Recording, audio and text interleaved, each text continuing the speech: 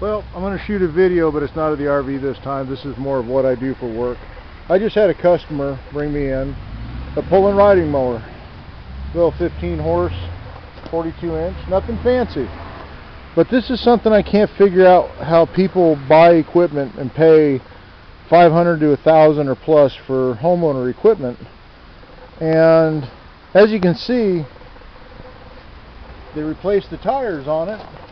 Brand new rears and fronts, new belt put underneath, and they didn't put the cover back on. The machine, you can see, is dirty. It's been stored outside. But here's what you do not do with these machines. People bring these in and they think that they're going to be a $35, $40 fix, and they don't understand that this is an internal combustion engine. Now, I would get a machine like this at least once a month. And people look at me and go, how come it's going to cost so much to fix it, or why do I need a new mower? Well, I'm going to show you the first signs of a major problem. Now, they started this mower that was parked on the side of the street with their trailer and drove it off the trailer and drove it onto my lot. And here's the first thing. See all that oil coming out of the exhaust? Okay? No air cleaner cover, which normally isn't too big of a deal, but you should have it. Now, the gas that's in it's good. They literally drove it into our lot from the street, and it sounded okay except for one noticeable thing. Now, I'm not going to fire this machine because I know what's wrong with it, so I'm just going to do a quick go. And this is a little off base compared to my RV videos, but I'm going to throw this out there under power equipment so people can see. Now, I just pulled the air cleaner off, and if you look, you have fuel and oil in the top up here. Okay? That can happen for a couple of reasons. Overfill the crankcase, it blows back. Obviously, it doesn't have a stuck valve because they drove it in here, and it sounded like it was running okay. Now, on my first inspection going over this piece, there's a couple things I noticed about maintenance. And this is something I don't understand with people. You buy a machine, and as you can see, it's stored outside. It's pretty dirty. Now, sun fades, seats crack.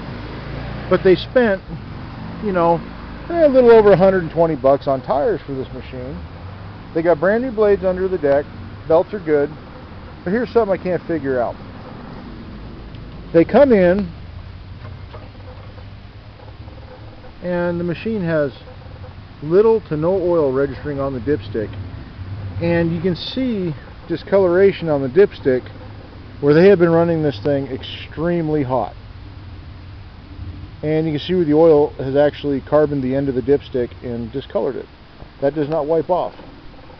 Okay, now this is a machine with a motor. Fuel filter looks like it's been on there a while. And if you listen to it, it is fairly tight, but I don't know if you can hear that. There's a clack in there, and it's right after the piston goes from top center down. So it's either their mains are going to go, or it's got some severe piston slap. This is just to point out some maintenance things. When you buy these machines, you have to check the oil just like a car. You can't just throw gas in them. There's a reason why the dipstick is right by the fuel fill. It's meant to be checked. If you can't see through your fuel filter, or your lines are deteriorated and cracked to that degree, it's time for some maintenance. You know, this is just one of those things. I get these quite a bit. I'm going to rework this motor a little bit here in the next day and see if I can't clean it up and see if it's still sound. But this is just a heads up of what not to do with maintaining your yard equipment. Check the oil. If you're going to go out and spend money on tires, belts, blades, why can't you spend $3 on a quart of oil to keep the engine in your machine in good shape? Anyway, I got some interesting videos coming up on my RV here. Figured I'd throw this one up there just because this is a last minute drop in before we pull out of here for power equipment. But this is my business. This is what I do. I fix these things. I fix lawnmowers. You can see over there Guy decided to be generous and give me one of the worst string trimmers ever made in the world. It's an IDC string trimmer. It's got the choke on the top, which is broke out of it. So naturally that one's going to be trash. But subscribe to my channel. I'm going to be doing a mix of things while I'm on the road. I've decided that while I'm basically boondocking and living in my RV, making a run out west, I have designated a significant amount of space for power equipment parts, owning, and a couple other makes of generators. I think what I'm going to be doing here is I've got oil containment already set up on this. I can carry 20 gallons of waste oil, which I don't think I'll ever need that much. One of the things I'm going to do is I'm going to be doing on-site services for generators. Plugs, filters, ignition modules, any of the common wear down parts that are on these newer RVs or even the older ones, with the owning generators and a few of the other types.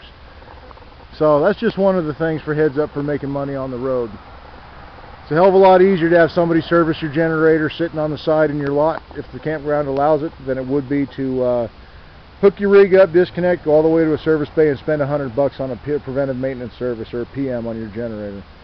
Anyway, rolling blunders. Y'all subscribe to see some other videos, and have a good day.